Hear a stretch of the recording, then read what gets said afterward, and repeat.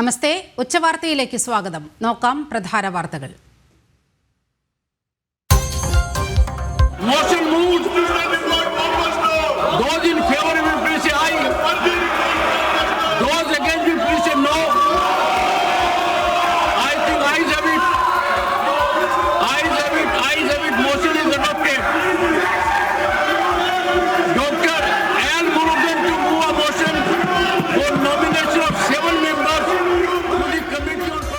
വഖഫ് ഭേദഗതി ബില്ലിനെ ഉറ്റുനോക്കി രാജ്യം. JPC റിപ്പോർട്ടിന് രാജ്യസഭയിലും അംഗീകാരം. പ്രതിഷേധവുമായി പ്രതിപക്ഷം സഭയെ തെറ്റിദ്ധരിപ്പിക്കുന്നുവെന്ന് കേന്ദ്രമന്ത്രി കിരൺ റിജിജു. രാജ്യത്തെ വിഭജിക്കാനുള്ള ശ്രമമെന്ന് JP നദ്ദ. പ്രതിപക്ഷ ബഹളത്തെ തുടർന്ന് ലോക്സഭ 2 മണിവരെ നിർത്തിവെച്ചു.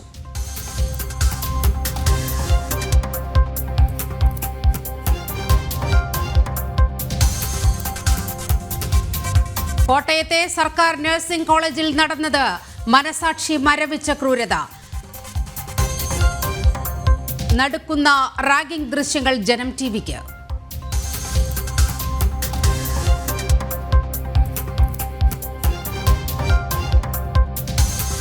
ജൂനിയർ വിദ്യാർത്ഥിയെ കെട്ടിയിട്ട് കോമ്പസ് കൊണ്ട് കുത്തി.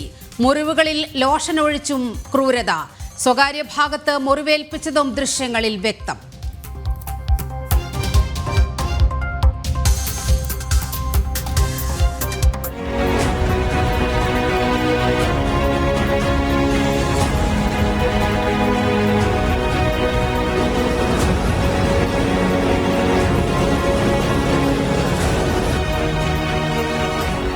പ്രധാനമന്ത്രി നരേന്ദ്രമോദി അമേരിക്കയിൽ. വാഷിംഗ്ടണിൽ മോദിക്ക് ഊഷ്മള വരവേൽപ്പ്. മോദി ട്രംപ് നിർണായക കൂടിക്കാഴ്ച ഇന്ന്.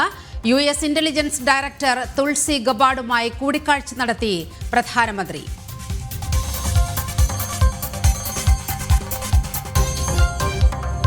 നിയമസഭയിൽ നാടകീയ രംഗങ്ങൾ. VD സതീശന്റെ പ്രസംഗത്തിൽ ഇടപെട്ട സ്പീക്കർ. തർക്കിച്ച സ്പീക്കറും പ്രതിപക്ഷ നേതാവും. പ്രതിഷേധത്തിനിടെ മാർച്ച് 3 വരെ സഭ പിരിഞ്ഞു.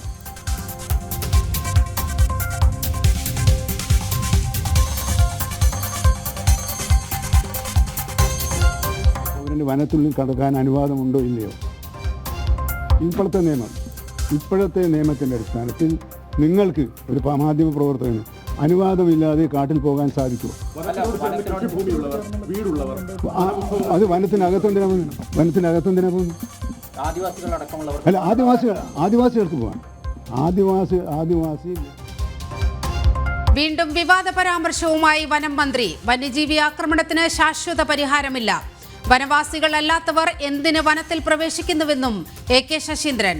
സർക്കാരിനെതിരെ ക്രൈസ്തവ സഭകൾ നടത്തുന്ന സമരം രാഷ്ട്രീയമെന്നും മന്ത്രി. വയനാട് UDF ഹർത്താലിൽ സംഘർഷം.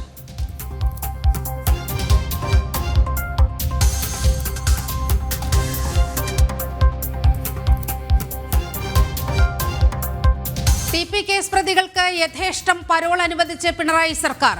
ട്രൗസർ മനോജും അണ്ണൻ സജിത്തും ഉൾപ്പെടെ 3 പ്രധാന പ്രതികൾക്ക് 1000 ദിവസത്തിലധികം പരോൾ. 6 പ്രതികൾ 500 ദിവസത്തിലധികം ജയിലിന് പുറത്ത്. ആലപ്പുഴയിൽ കൊലക്കേസ് പ്രതിക്ക് പാർട്ടി അംഗത്വം നൽകി CPM.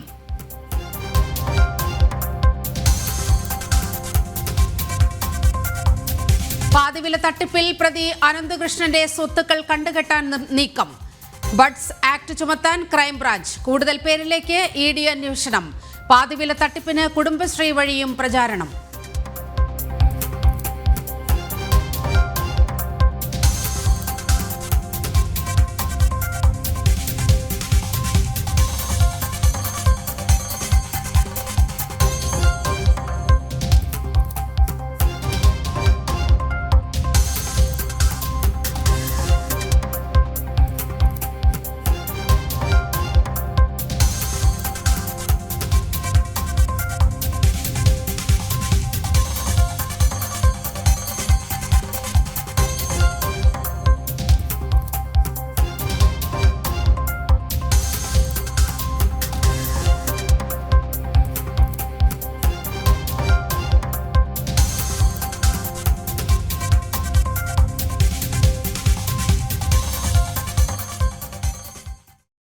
വഖഫ് ഭേദഗതി ബില്ലുമായി ബന്ധപ്പെട്ട JPC റിപ്പോർട്ടിന് അംഗീകാരം നൽകി രാജ്യസഭ. റിപ്പോർട്ട് ഭരണഘടനാ വിരുദ്ധമെന്ന് മല്ലികാർജുൻ ഖാർഗെ ആരോപിച്ചു. രാജ്യത്തിനെതിരെയാണ് പ്രതിപക്ഷത്തിന്റെ യുദ്ധമെന്ന് JP നദ്ദ. പ്രീണന രാഷ്ട്രീയം പ്രതിപക്ഷം അവസാനിപ്പിച്ചിട്ടില്ല. രാജ്യത്തെ വീണ്ടും വിഭജിക്കാനാണ് പ്രതിപക്ഷം ശ്രമിക്കുന്നതെന്നും JP നദ്ദ തിരിച്ചടിച്ചു.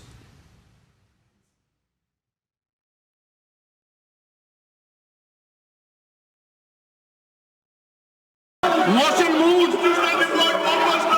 Those in favor will please say aye. Those against will please say no. I think ayes have it. Ayes have it. Ayes have it. Motion is adopted. Dr. Al Murugan to move a motion for nomination of 7 members to the Committee on Public Accounts. Gautam Ananthanarayanan ചേരുന്നുണ്ട്. ഗൗതം, ലോക്സഭയിൽ JPC report വച്ചപ്പോഴുണ്ടായ സമാനമായ സാഹചര്യം തന്നെ രാജ്യസഭയിലും ഉണ്ടായിരിക്കുകയാണ്. അതിശക്തമായ പ്രതിഷേധം പ്രതിപക്ഷം ഉയർത്തുന്ന സാഹചര്യമുണ്ടായി. ഈ രാജ്യത്തെ വിഭജിക്കാനാണ് കൂട്ടുനിൽക്കുന്നത് എന്ന തരത്തിലടക്കം സർക്കാരിന് പ്രതികരിക്കേണ്ടി വന്നു. നിലവിലെ സാഹചര്യം നീലിമ, രാവിലെ 11-ന് സഭ സമ്മേളിച്ചപ്പോൾ തന്നെ കേന്ദ്ര സർക്കാർ ഈ JPC റിപ്പോർട്ട് സഭയിൽ വെച്ചിരുന്നു. തുടർന്ന് പ്രതിപക്ഷം വലിയ ബഹളമാണ് ഇതിനെതിരെ ഉയർത്തിയത്. ഈ JPCയുടെ ഈ റിപ്പോർട്ട് ഫേക്കായ റിപ്പോർട്ടാണെന്നും, അതായത് പ്രതിപക്ഷ അംഗങ്ങളുടെ നിലപാടുകളെ അംഗീകരിക്കുകയോ അത് കേൾക്കുകയോ ചെയ്യാതെ ഏകപക്ഷീയമായി രൂപീകരിച്ച ഒരു റിപ്പോർട്ടാണ്. അതിനാൽ ഇതിനെ ഒരു കാരണവശാലും അംഗീകരിക്കത്തില്ല എന്നതായിരുന്നു കോൺഗ്രസിന്റെയും ഇന്ത്യ മുന്നണിയുടെയും വാദം. കോൺഗ്രസിന്റെ ദേശീയ അധ്യക്ഷനും രാജ്യസഭയിലെ പ്രതിപക്ഷ നേതാവുമായ മല്ലികാർജുൻ ഖാർഗെ തന്നെയാണ് ഈ വിമർശനം ഉയർത്തിക്കൊണ്ട് രംഗത്തെത്തിയത്. ഭരണഘടനാ വിരുദ്ധമായ റിപ്പോർട്ടാണ് ഇന്നിപ്പോൾ JPCയുടെ പേരിൽ സഭയിൽ വെച്ചത് എന്നതായിരുന്നു മല്ലികാർജുൻ ഖാർഗെയുടെ ആരോപണം. ഇതിനെ പ്രതിരോധിക്കുവാൻ കേന്ദ്ര പാർലമെന്ററി കാര്യ വകുപ്പ് മന്ത്രി കിരൺ റിജിജുവും ഒപ്പം ധനകാര്യമന്ത്രി നിർമ്മല സീതാരാമനും ഉണ്ടായിരുന്നു. പിന്നീട് BJP ദേശീയ അധ്യക്ഷനും ആരോഗ്യമന്ത്രിയും BJPയുടെ രാജ്യസഭാ കക്ഷി നേതാവുമായ JP നഡ്ഡയും മല്ലികാർജുൻ ഖാർഗെയെ രൂക്ഷമായി വിമർശിച്ച് രംഗത്തെത്തി. വീണ്ടും പ്രീണന രാഷ്ട്രീയമാണ് പ്രതിപക്ഷം മുന്നോട്ട് വെക്കുന്നത്. രാജ്യത്തിനെതിരെ യുദ്ധം പ്രഖ്യാപിച്ചിരിക്കുകയാണ് പ്രതിപക്ഷം. രാഷ്ട്ര വിഭജനം വീണ്ടും നടത്തുവാൻ പ്രതിപക്ഷം ശ്രമിക്കുന്നു, പ്രത്യേകിച്ച് കോൺഗ്രസ് ശ്രമിക്കുന്നു എന്നതായിരുന്നു JP നഡ്ഡയുടെ ആരോപണം.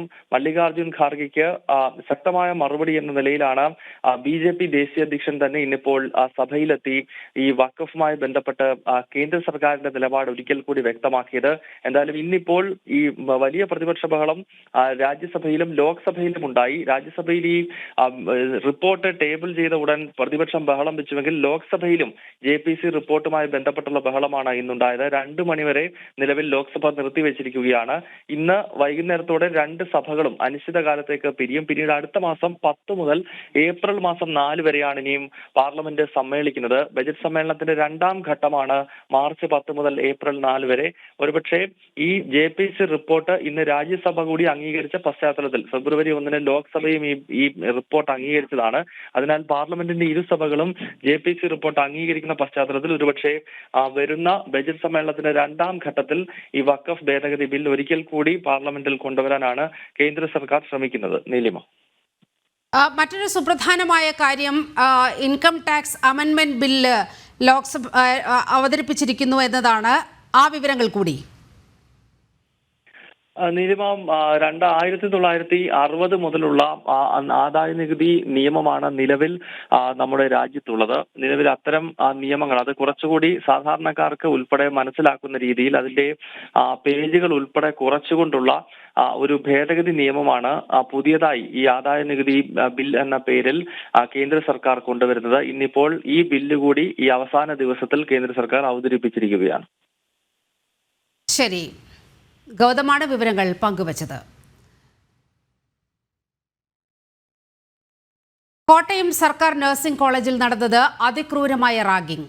കോളേജ് ഹോസ്റ്റലിൽ പരാതിക്കാരനെ കെട്ടിയിട്ട് ഉപദ്രവിക്കുന്ന ദൃശ്യങ്ങൾ പുറത്ത്. കോമ്പസ് ഉപയോഗിച്ച് ശരീരത്തിൽ കുത്തി, മുറിവിലും കാലിലും ലോഷൻ ഒഴിക്കുന്നതും സ്വകാര്യ ഭാഗത്ത് പരിക്കേൽപ്പിക്കുന്നതും ദൃശ്യങ്ങളിലുണ്ട്. കൈയും കാലും കെട്ടിയിട്ടാണ് മർദ്ദനം.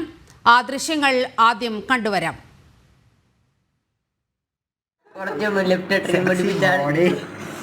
നേരത്തെ തലേന്ന സാധനം വീണേ 1 2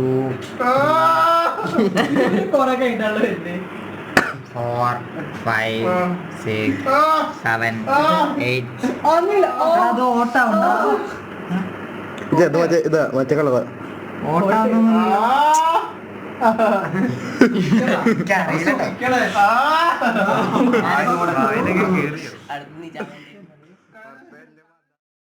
വാർത്തയുടെ വിവരങ്ങളുമായി മിഥുൻ അയ്യപ്പൻ ചേരുന്നുണ്ട്. മിഥുൻ, ആ ദൃശ്യങ്ങൾ കാണുമ്പോൾ എന്തൊരു ക്രൂരത എന്ന് മാത്രമേ പറയാൻ കഴിയുന്നുള്ളൂ. ഒരു സർക്കാർ നഴ്സിംഗ് കോളേജിലാണ് ഇത്തരത്തിൽ വലിയ ക്രൂരത അരങ്ങേറിയിരിക്കുന്നത്. ശരീരം മുഴുവൻ കോമ്പസ് കൊണ്ട് ഇങ്ങനെ കുത്തി മുറിവേൽപ്പിക്കുന്ന സാഹചര്യം, ഒപ്പം സ്വകാര്യ ഭാഗത്ത് ഡംബൽ തൂക്കിയിട്ട് ആ രീതിയിൽ പീഡിപ്പിക്കുന്ന ദൃശ്യങ്ങൾ, ഇതെല്ലാം നമ്മൾ ഈ ദൃശ്യങ്ങളിൽ കാണുകയാണ്. കണ്ണില്ലാത്ത ക്രൂരതയാണ് അവിടെ നടന്നത്. വിവരങ്ങൾ.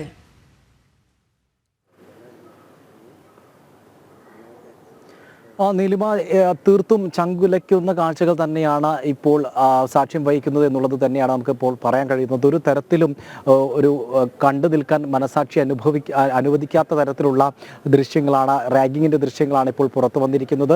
ഇടുക്കി ഏലപ്പാറ സ്വദേശിയായിട്ടുള്ള പരാതിക്കാരനെ ക്രൂരമായി മർദ്ദിക്കുന്ന ദൃശ്യങ്ങളാണ് ഇത്. ഈ ദൃശ്യങ്ങളിൽ കണ്ടാൽ നമുക്ക് മനസ്സിലാക്കും, തോർത്തുപയോഗിച്ച് ഇരു കൈകാലുകളും കട്ടിലിനോട് ചേർത്ത് കെട്ടിയിടുകയും അതിനുശേഷം ശരീരമാസകലം ഡിവൈഡർ ഉപയോഗിച്ചുകൊണ്ട് കുത്തി മുറിവുകൾ ഉണ്ടാക്കുകയും ഈ മുറിവുകളിൽ വിവിധ ലോഷനുകൾ ഉപയോഗിച്ച് വേദനിപ്പിച്ച് അതിൽ ആനന്ദം കണ്ടെത്തുകയും ചെയ്യുന്ന അതിക്രൂരന്മാരുടെ കാഴ്ചകളാണ് ഇപ്പോൾ പുറത്ത് വന്നുകൊണ്ടിരിക്കുന്നത്.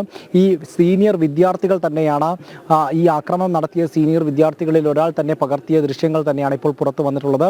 ഇതിൽ നിന്ന് വ്യക്തമായി കാണാൻ കഴിയും, ഓരോ 1, 2, 3 എന്ന് എണ്ണിക്കൊണ്ടാണ് ഈ വിദ്യാർത്ഥിയുടെ ദേഹത്ത് മുറിവുകൾ ഉണ്ടാക്കി വേദനിപ്പിക്കുന്നത്, അതിൽ നിന്ന് രക്തം പ്രവഹിക്കുന്നതും ദ്വാരം വീഴുന്നതടക്കം കണ്ടുകൊണ്ട് ആർത്തുല്ലസിക്കുകയും എല്ലാം ചെയ്യുന്നത്.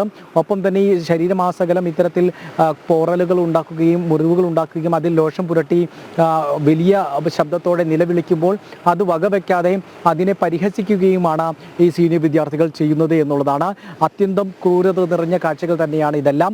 ഒപ്പം തന്നെ ഇതിൻ്റെ ഈ സ്വകാര്യ ഭാഗത്ത് ഭാരമുള്ള ഡംബലുകൾ എടുത്തു വയ്ക്കുകയും അവിടെ പരിക്കേൽപ്പിക്കുകയും മരണകാരണം വരെ ആയേക്കാവുന്ന ഒരു പ്രവൃത്തിയാണത്. മരണത്തിലേക്ക് വരെ നയിക്കാവുന്ന ഒരു പ്രവൃത്തിയാണ് ഇത്തരത്തിൽ ഭാരമുള്ള ഡംബൽ ഇത്തരത്തിൽ സ്വകാര്യ ഭാഗങ്ങളിലേക്ക് അടുക്കടുക്കായി ഇടുന്ന കാഴ്ച.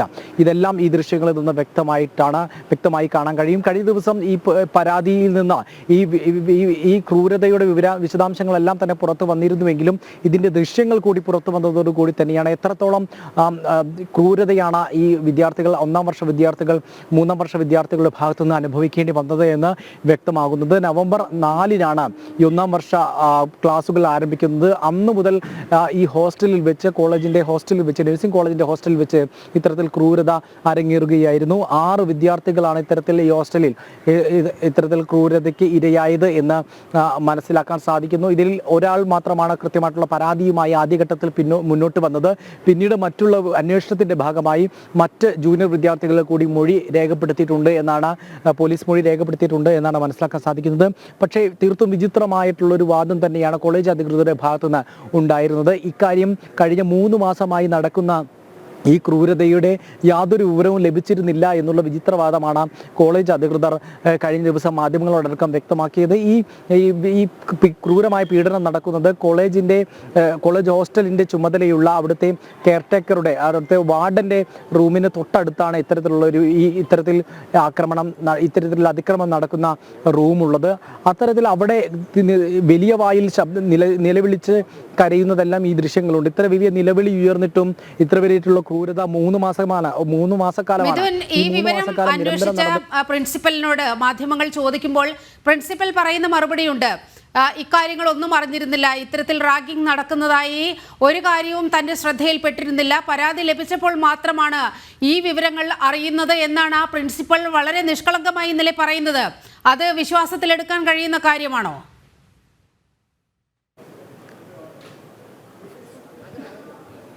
തീർച്ചയായിട്ടും അത് വിശ്വാസത്തിൽ എടുക്കാൻ കഴിയില്ല എന്ന് തന്നെ നമുക്ക് ഈ ഘട്ടത്തിൽ പറയേണ്ടിയിരിക്കുന്നു. കാരണം ക്രൂരമായിട്ടുള്ള ഈ പീഡനം നടക്കുമ്പോഴും വലിയ രീതിയിലുള്ള ഉച്ചത്തിൽ നിലവിളിക്കുന്നതെല്ലാം തന്നെ ഇതിൽ നിന്ന് വ്യക്തമാണ്.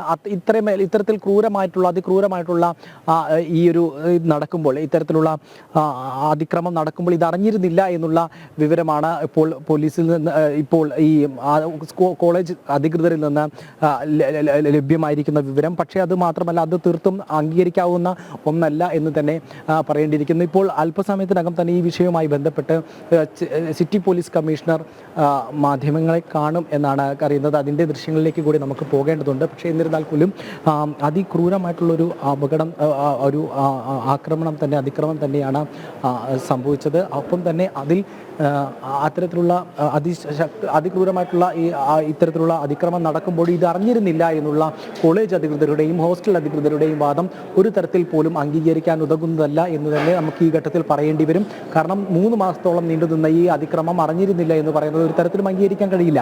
മാത്രമല്ല, ഈ വിദ്യാർത്ഥിയുടെ അച്ഛൻ പരാതിപ്പെട്ടപ്പോൾ മാത്രമാണ് ഇത്തരത്തിലുള്ള ഈ വിവരം കോളേജ് അധികൃതർ അറിഞ്ഞത് എന്നാണ് പറയാൻ കഴിയുന്നത്. പക്ഷേ ഇത് എത്രത്തോളം സാധൂകരിക്കാൻ കഴിയില്ല എന്നുള്ളത് തന്നെയാണ് ഈ ഘട്ടത്തിൽ നമുക്ക് മനസ്സിലാക്കാൻ സാധിക്കുന്നത്. ഏതായാലും ഇപ്പോൾ അല്പസമയത്തിനകം തന്നെ സിറ്റി പോലീസ് കമ്മീഷണർ മാധ്യമങ്ങൾ കാണും ഈ വിഷയത്തിൽ വിശദമായിട്ടുള്ള മറുപടികൾ നൽകുമെന്ന് തന്നെയാണ് കരുതുന്നത്. കോളേജ് അധികൃതരുടെ ഭാഗത്തുനിന്ന് വീഴ്ച സംഭവിച്ചിട്ടുണ്ടോ എന്നുള്ളത് ഈ പ്രാഥമിക ഘട്ടം ഇപ്പോൾ നമുക്കറിയാം. ഒരൊറ്റ ദിവസം മാത്രമേ അന്വേഷണത്തിന്റെ ആദ്യ ദിവസം മാത്രമാണ് ഇപ്പോൾ പിന്നിടുന്നത്. ഓക്കെ മിഥുൻ, പോലീസ് പറയുമ്പോൾ ആ വിശദാംശങ്ങളിലേക്ക് നമുക്ക് മടങ്ങിയെത്താം എന്നാണ് തോന്നുന്നത്. മറ്റൊരു വാർത്തയിലേക്ക്. ടി.പി. ചന്ദ്രശേഖരൻ വധക്കേസ് പ്രതികൾക്ക് യഥേഷ്ടം പരോൾ അനുവദിച്ച് പിണറായി സർക്കാർ. ഒന്നാം പിണറായി സർക്കാരിന്റെ കാലത്ത് അനുവദിച്ച പരോളുകളുടെ കണക്കുകൾ പുറത്ത്. കെ.സി. രാമചന്ദ്രൻ, ട്രൗസർ മനോജ്, അണ്ണൻ സജിത്ത് ഉൾപ്പെടെ പ്രധാന പ്രതികൾക്ക് 1000-ലധികം ദിവസത്തെ പരോളാണ് നൽകിയത്. 6 പ്രതികൾ 500 ദിവസത്തിലധികം പരോൾ നൽകി. ആർഎംപി നേതാവ് ടി.പി. ചന്ദ്രശേഖരന്റെ കൊലയാളികൾക്ക് വാരിക്കോരി പരോൾ അനുവദിച്ചിരിക്കുകയാണ് പിണറായി സർക്കാർ. കേസിലെ 3 പ്രതികൾക്ക് 1000-ലേറെ ദിവസമാണ് പരോളായി അനുവദിച്ചു നൽകിയത്. കെ.സി. രാമചന്ദ്രൻ, ട്രൗസർ മനോജ്, അണ്ണൻ സജിത്ത് എന്നിവർക്കാണ് 1000-ലേറെ ദിവസം പരോൾ ലഭിച്ചത്. രാമചന്ദ്രന് 1081 ദിവസവും, മനോജിന് 1068 ദിവസവും, സജിത്തിന് 1078 എന്നിങ്ങനെയാണ് കണക്കുകൾ. ടി.കെ. രജീഷിന് 940, മുഹമ്മദ് ഷാഫിക്ക് 656, കിർമാണി മനോജിന് 851, MC അനൂപിന് 900, ഷിനോജ് 925, റഫീഖിന് 752 ദിവസം എന്നിങ്ങനെയും പരോൾ ലഭിച്ചു. അതേസമയം കൊടിസുനിക്ക് 60 ദിവസമാണ് ഇക്കാലയളവിൽ പരോൾ അനുവദിച്ചത്. ബന്ധുവിന്റെ കല്യാണം, ആരോഗ്യ പ്രശ്നങ്ങൾ, മരണം, കൊറോണ തുടങ്ങിയ വിവിധ കാരണങ്ങൾ കാണിച്ചാണ് പരോൾ നൽകിയത്. ഇതിനു പുറമെ ഓർഡിനറി പരോളും നൽകിയിരുന്നു. കഴിഞ്ഞ ഒക്ടോബർ മാസത്തിലാണ് തിരുവഞ്ചൂർ രാധാകൃഷ്ണൻ നിയമസഭയിൽ ഈ ചോദ്യം ഉന്നയിച്ചത്. ചോദ്യത്തിന് മുഖ്യമന്ത്രി നൽകിയ മറുപടിയിലാണ് ഒന്നാം പിണറായി സർക്കാരിന്റെ കാലം മുതലുള്ള കണക്കുകൾ പുറത്തു വന്നത്. കേസിലെ പ്രതികൾക്ക് ശിക്ഷയിളവ് നൽകാനുള്ള സർക്കാർ നീക്കം നേരത്തെ വലിയ വിവാദങ്ങൾക്ക് വഴിവെച്ചിരുന്നു. ടി.പി. വധക്കേസിലെ പ്രതികൾക്ക് ജയിലിനുള്ളിലും പുറത്തും വഴിവിട്ട സൗകര്യങ്ങൾ ഒരുക്കുന്നത് CPM-ലെ ഉന്നത നേതാക്കളും സർക്കാരുമാണെന്ന ആക്ഷേപവും ശക്തമായി നിലനിൽക്കെയാണ് ഈ കണക്കുകൾ പുറത്തു വന്നിരിക്കുന്നത്. ജനം, തിരുവനന്തപുരം. ആലപ്പുഴ CPM-ൽ വീണ്ടും വിവാദം. നാടൻ ബോംബ് പൊട്ടി ഗുണ്ട കൊല്ലപ്പെട്ട കേസിലെ പ്രതിക്ക് പാർട്ടി അംഗത്വം നൽകി. ഗുണ്ടാ സംഘങ്ങൾ തമ്മിലുള്ള സംഘർഷത്തിനിടെ ബോംബ് പൊട്ടി കണ്ണൻ കൊല്ലപ്പെട്ട കേസിലെ പ്രതി സജിമോനാണ് CPM അംഗത്വം നൽകിയത്. നാടൻ ബോംബ് പൊട്ടി ഗുണ്ട കൊല്ലപ്പെട്ട കേസിലെ പ്രതിക്ക് പാർട്ടി അംഗത്വം നൽകിയതിലാണ് ആലപ്പുഴ CPM-ൽ പുതിയ വിവാദം. 2021 ആലപ്പുഴ ചാത്തനാട് ഗുണ്ടാ സംഘങ്ങൾ തമ്മിലുണ്ടായ ഏറ്റുമുട്ടലിനിടെയാണ് കണ്ണൻ എന്ന ലേ കണ്ണൻ കൊല്ലപ്പെടുന്നത്. ഈ കേസിലെ 3-ാം പ്രതിയാണ് CPM അംഗത്വം നൽകിയ സജിമോൻ. ആലപ്പുഴ ഏരിയ കമ്മിറ്റിക്ക് കീഴിലുള്ള ആശ്രമം ലോക്കൽ കമ്മിറ്റിയിലെ മന്നത്ത് B ബ്രാഞ്ചിലാണ് സജിമോന് അംഗത്വം നൽകിയത്. കഴിഞ്ഞ ദിവസം ലോക്കൽ സെക്രട്ടറി പങ്കെടുത്ത ബ്രാഞ്ച് സ്ക്രൂട്ടണിയിലാണ് സജിമോന് അംഗത്വം നൽകാൻ തീരുമാനിച്ചത്. ഒരു വിഭാഗം പ്രവർത്തകരുടെ എതിർപ്പ് അവഗണിച്ചുകൊണ്ടാണ് പ്രതിക്ക് അംഗത്വം നൽകിയത്. ക്രിമിനലുകൾ, മാഫിയ, ഗുണ്ടാ സംഘങ്ങളിൽ ഉൾപ്പെട്ടവർ എന്നിവർക്ക് അംഗത്വം നൽകരുതെന്ന പാർട്ടി നയരേഖയിലെ നിർദ്ദേശം അവഗണിച്ചാണ് ആലപ്പുഴയിൽ ഗുണ്ടാബന്ധമുള്ള കൊലക്കേസ് പ്രതിക്ക് പാർട്ടി അംഗത്വം നൽകിയത്. ഇതിനെതിരെ നേതൃത്വത്തിന് ഒരു വിഭാഗം പ്രവർത്തകർ പരാതി നൽകാനുള്ള തയ്യാറെടുപ്പിലാണ്. പാർട്ടിയിൽ വിഭാഗീയ പ്രവർത്തനങ്ങൾ നടത്തിയവരെ പാർട്ടി അംഗങ്ങളാക്കുന്ന നടപടിയിൽ പ്രതിഷേധിച്ച് തുമ്പോളിയിൽ കഴിഞ്ഞ ദിവസം ബ്രാഞ്ച് കമ്മിറ്റികൾ പ്രവർത്തനം നിർത്തിയിരുന്നു. ജനം, ആലപ്പുഴ. കോട്ടയം ഗവൺമെന്റ് നഴ്സിംഗ് കോളേജിലെ റാഗിംഗ് വിഷയത്തിൽ ഇപ്പോൾ കോട്ടയം സിറ്റി പോലീസ് കമ്മീഷണർ മാധ്യമങ്ങളെ കാണുന്നു. തത്സമയ ദൃശ്യങ്ങളിലേക്ക്. വകുപ്പും ചേർത്തിട്ടാണ് നിലവിൽ വകുപ്പുകൾ കൂട്ടിച്ചേർത്തിരിക്കുന്നത്. ഇനി കൂടുതൽ അന്വേഷണത്തിൽ എന്തെങ്കിലും കണ്ടെത്തുകയാണെങ്കിൽ അതനുസരിച്ച് വകുപ്പ് കൂട്ടിച്ചേർക്കുന്നതിനെ കുറിച്ച് ആലോചിക്കും. മാസങ്ങൾ നീണ്ടുനിന്ന പീഡനമുണ്ടായി. അത് കോളേജ് അധികൃതർ അറിഞ്ഞിരുന്നില്ല എന്ന് പറയുന്നത് പോലീസ് വിശ്വാസത്തിലെടുക്കുന്നുണ്ടോ പൂർണ്ണമായി? അത് കൂടുതൽ പരിശോധനകൾക്ക് വിധേയമാക്കണം. നമ്മൾ നേരത്തെ പറഞ്ഞതുപോലെ ഇരയാക്കപ്പെട്ടിട്ടുള്ള ബാക്കി കുട്ടികളുടെ ചോദ്യം ചെയ്യലും കൂടെ കഴിഞ്ഞാലാണ് അതിനെക്കുറിച്ച് കൃത്യമായിട്ടുള്ള മനസ്സിലാക്കാൻ കഴിയുള്ളൂ. നിലവിൽ 11-ാം തീയതിയാണ് നമുക്ക് പരാതി തന്നിരിക്കുന്ന കുട്ടി കോളേജിലും പരാതി കൊടുത്തിരുന്നത്. പരാതി കൊടുത്തതിൻ്റെ അടിസ്ഥാനത്തിൽ കുട്ടികളെ സീനിയേഴ്സായിട്ടുള്ളവരെ സസ്പെൻഡ് ചെയ്തു. അതുപോലെ ഈ കുട്ടി കൊടുത്ത പരാതിയും അതിനൊരു കവറിംഗ് ലെറ്റർ സഹിതം പ്രിൻസിപ്പാൾ നമുക്ക് 11-ാം തീയതി റിപ്പോർട്ട് തന്നു. ആ റിപ്പോർട്ടിൻ്റെ അടിസ്ഥാനത്തിൽ നമ്മൾ ത്വരിതഗതിയിൽ നടപടിയെടുത്തതിൻ്റെ അടിസ്ഥാനത്തിലാണ് ഈ 5 പേരെ വൈകുന്നേരം തന്നെ അറസ്റ്റ് ചെയ്തത്. ഈ ഒരു കേസ് മാത്രമല്ല, ഇതൊരു ഡിസംബർ 13-ാം തീയതി നടന്നൊരു ഇൻസിഡന്റാണ് ക്രൂരമായി പറയുന്നത്.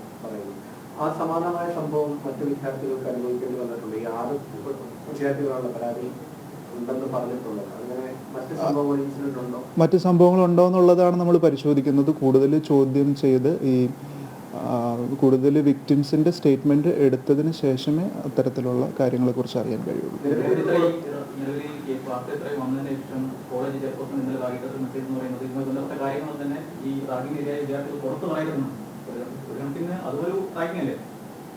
അങ്ങനത്തെ നെഗ്ലിജൻസ് ബാക്കിയുള്ളവരുടെ ഭാഗത്തുനിന്ന് ഉണ്ടായിട്ടുണ്ടോ എന്നുള്ളത് നമ്മൾ കൃത്യമായിട്ട് പരിശോധിക്കും. കൂടുതൽ മൊഴിയെടുക്കലുകൾ ആവശ്യമുണ്ട് അതിന്. കൃത്യമായിട്ടുള്ള വിവരം കിട്ടിയിട്ടില്ല. ഒരു വിദ്യാർത്ഥി നേരത്തെ ഏതോ രാഷ്ട്രീയ സംഘടനയുടെ ഭാഗമായിരുന്നു, സ്റ്റേറ്റ് തലത്തിലുള്ള നേതാവായിരുന്നു, ജനറൽ നഴ്സിംഗ് സ്റ്റുഡൻസ് അസോസിയേഷൻ്റെ, കൃത്യമായിട്ട് അസോസിയേഷൻ്റെ പേര് ലഭ്യമായിട്ടില്ല, നേരത്തെ നേതാവായിരുന്നു എന്നുള്ളൊരു വിവരം നമുക്ക് ലഭ്യമായിട്ടുണ്ട്. രാഹുൽ എന്നുള്ള പ്രതിയാണ്.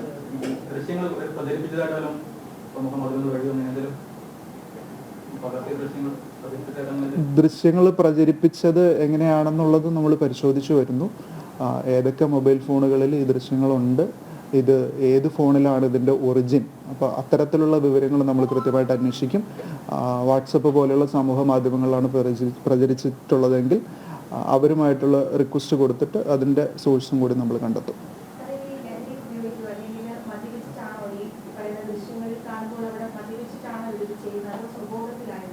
മദ്യപാനത്തിനായിട്ടാണ് ഇവർ എക്സ്റ്റോർഷൻ ചെയ്തത്, ഈ പണപ്പിരിവ് നടത്തിയത് എന്നുള്ളൊരു അറിവ് നമുക്ക് ലഭ്യമായിട്ടുണ്ട്. അപ്പോൾ ബാക്കി ലഹരി ഉപയോഗങ്ങൾ എന്തെങ്കിലും ഉണ്ടോ എന്നുള്ളത് നമ്മൾ പരിശോധിക്കണം.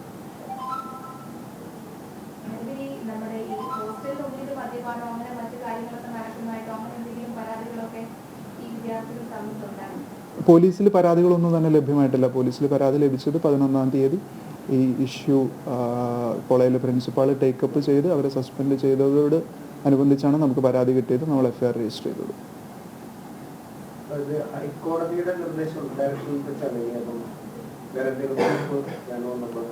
അത് ഞാൻ നേരത്തെ പറഞ്ഞത്, സുപ്രീം കോടതിയുടെ നിർദ്ദേശപ്രകാരമുള്ള ഒരു രാഘവൻ കമ്മിറ്റി ഉണ്ട്. രാഘവൻ കമ്മിറ്റിയുടെ റെക്കമെൻഡേഷൻസും UGCയുടെ റാഗിങ്ങുമായിട്ട് ബന്ധപ്പെട്ട റെഗുലേഷൻസും കേരള പോലീസിൻ്റെ ഒരു സർക്കുലറുണ്ട് റാഗിങ് തടയുന്നതായിട്ട് ബന്ധപ്പെട്ട്. അതെല്ലാം പ്രകാരം നമ്മൾ നടപടി സ്വീകരിക്കും.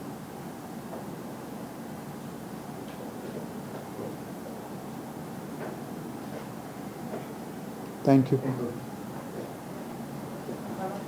ഗവൺമെന്റ് നഴ്സിംഗ് കോളേജിലെ റാഗിങ്ങുമായി ബന്ധപ്പെട്ട് കോട്ടയം SP മാധ്യമങ്ങളെ കാണുന്നതിന്റെ തത്സമയ ദൃശ്യങ്ങളാണ് കണ്ടത്. അമേരിക്കൻ പ്രസിഡന്റ് ഡൊണാൾഡ് ട്രംപുമായുള്ള നിർണായക കൂടിക്കാഴ്ചയ്ക്കായി പ്രധാനമന്ത്രി നരേന്ദ്രമോദി വാഷിംഗ്ടണിലെത്തി. ഇതിനു മുന്നോടിയായി US national intelligence director Tulsi ഗബാർഡുമായി അദ്ദേഹം കൂടിക്കാഴ്ച നടത്തി. ഇരു രാജ്യങ്ങളും തമ്മിലുള്ള സൗഹൃദമായിരുന്നു കൂടിക്കാഴ്ചയിലെ പ്രധാന ചർച്ചയെന്ന് പ്രധാനമന്ത്രി Xൽ കുറിച്ചു. നേരത്തെ ആൻഡ്രൂസ് വിമാനത്താവളത്തിലെത്തിയ പ്രധാനമന്ത്രിക്ക് ഊഷ്മള സ്വീകരണമാണ് ലഭിച്ചത്. പ്രധാനമന്ത്രിയെ സ്വീകരിക്കാൻ നിരവധി ഭാരതീയർ അദ്ദേഹം താമസിക്കുന്ന ബ്ലെയർ ഹൗസിന് മുന്നിൽ എത്തി.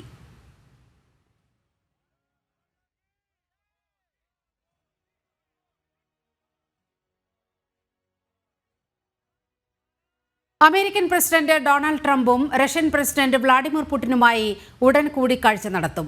സൗദിയിൽ വെച്ചാകും കൂടിക്കാഴ്ച. പുടിനുമായും യുക്രൈൻ പ്രസിഡന്റ് വൊളോഡിമിർ സെലൻസ്കിയുമായും ഫോണിൽ സംസാരിച്ചു. യുക്രൈൻ സംഘർഷം അടിയന്തരമായി അവസാനിപ്പിക്കാനുള്ള നീക്കങ്ങളാണ് ടെലിഫോൺ സംഭാഷണത്തിൽ പ്രധാനമായും ചർച്ചയായത്. റഷ്യ യുക്രൈൻ യുദ്ധം അവസാനിപ്പിക്കാൻ ശക്തമായ ഇടപെടലുണ്ടാകുമെന്ന് ഡൊണാൾഡ് ട്രംപ് തെരഞ്ഞെടുപ്പ് വേളയിൽ വ്യക്തമാക്കിയിരുന്നു. യുക്രൈൻ യുദ്ധം അടിയന്തരമായി അവസാനിപ്പിക്കണമെന്ന് അധികാരമേറ്റതിന് ശേഷം പുടിന് കർശന നിർദ്ദേശവും ട്രംപ് നൽകി. തുടർന്നാണ് ഇക്കഴിഞ്ഞ ദിവസം ട്രംപ് വ്ളാഡിമിർ പുടിനും വൊളോഡിമിർ സെലൻസ്കിയുമായി ഫോണിൽ സംസാരിച്ചത്. റഷ്യൻ പ്രസിഡന്റ് വ്ളാഡിമിർ പുടിനുമായുള്ള ട്രംപിന്റെ കൂടിക്കാഴ്ച വൈകാതെ ഉണ്ടാകുമെന്ന് വൈറ്റ് ഹൗസ് അറിയിച്ചു. സൗദി അറേബ്യയിലായിരിക്കും കൂടിക്കാഴ്ച നടക്കുക. ഇരു നേതാക്കളും ഇന്നലെ ഫോണിൽ സംസാരിച്ചിരുന്നു. റഷ്യ യുക്രൈൻ യുദ്ധം അവസാനിപ്പിക്കാൻ ഉടൻ ചർച്ചകൾ ആരംഭിക്കാനാണ് ട്രംപ് പുടിൻ ഫോൺ ചർച്ചയിൽ ധാരണയായത്.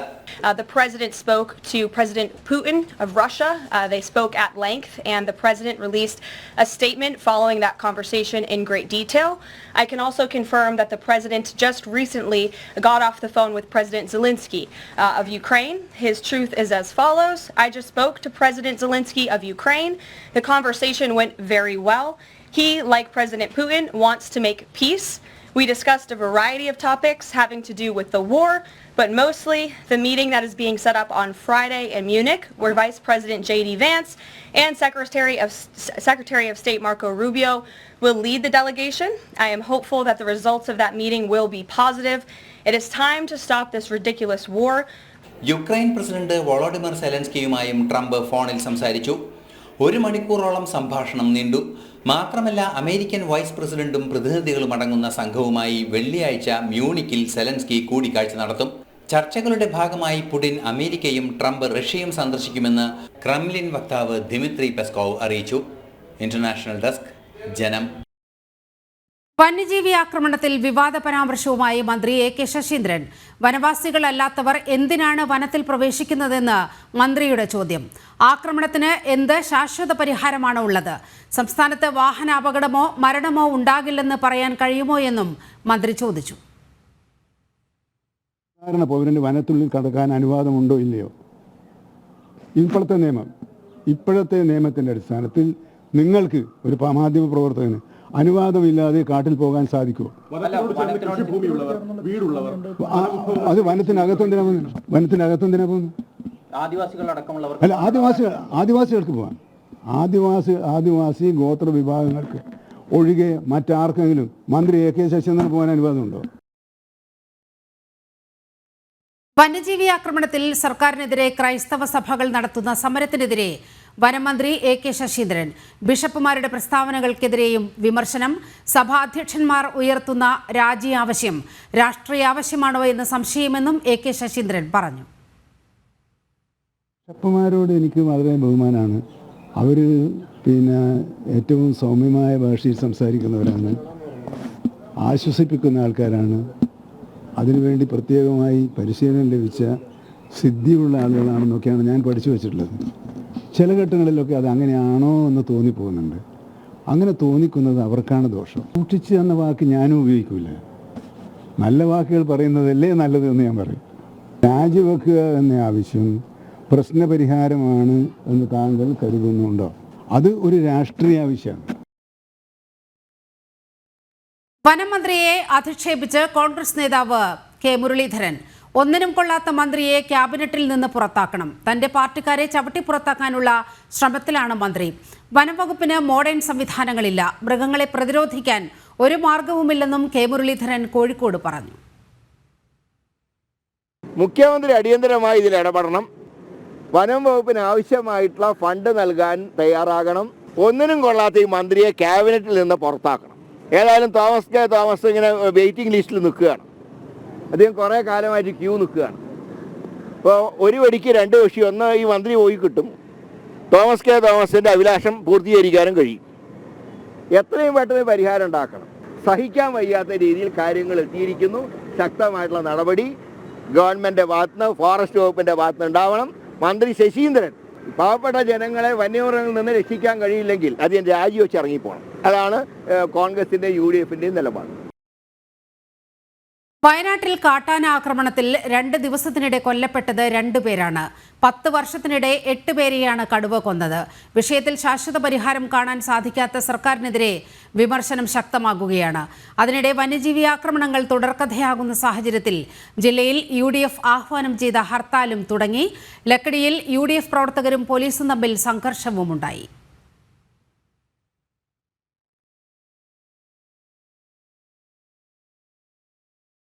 കണ്ണൂർ ആറളം ഫാമിൽ വീണ്ടും കാട്ടാന ഇറങ്ങി. ജനവാസ കേന്ദ്രത്തിൽ ഇറങ്ങിയ ആനയെ JCB ഉപയോഗിച്ച് തുരത്തി.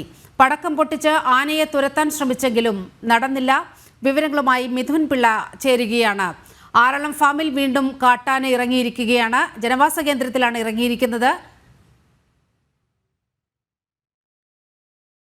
JCB ഉപയോഗിച്ച് തുരത്തി. പടക്കം പൊട്ടിച്ച് ആനയെ തുരത്താൻ ശ്രമിച്ചെങ്കിലും നടന്നില്ല. പടയപ്പയെ കണ്ട് ഭയന്ന് വീണ ബൈക്ക് യാത്രികർക്ക് പരിക്ക്. മൂന്നാറിനും മറയൂരിനുമിടയിൽ വാഗ്വാരയിലാണ് സംഭവം. തൃശൂർ സ്വദേശികളായ ദിൽജ, മകൻ ബിനിൽ എന്നിവർക്കാണ് പരിക്കേറ്റത്. നട്ടെല്ലിന് പരിക്കേറ്റ ദിൽജ സ്വകാര്യ ആശുപത്രിയിൽ ചികിത്സയിലാണ്. ഇരുട്ട് നിറഞ്ഞ പ്രദേശത്തുകൂടി സഞ്ചരിക്കവെയാണ് ആന ആക്രമിച്ചതെന്ന് മകൻ ബിനിൽ ജനം TVയോട് പറഞ്ഞു. ഇന്നലെ രാത്രിയാണ് പടയപ്പ റോഡിലിറങ്ങിയത്.